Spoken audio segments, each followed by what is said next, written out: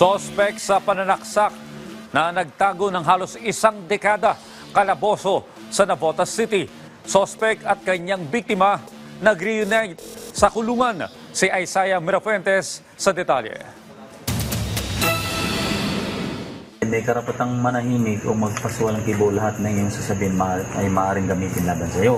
Walang nagawa ang lalaking ito matapos maaresto ng mga pulis sa Navotas. Kabilang siya sa most wanted list ng Navotas na halos isang dekada ring nagtago dahil sa pananaksak noong 2015. Ang ugat ng krimen, pikunan sa sugal. Nagsimula ito sa larong sugal po na tupada po, kung saan yung biktima po natin ay natalo po nung suspect at sinisingil po nung suspect sa utang po niya sa sugal.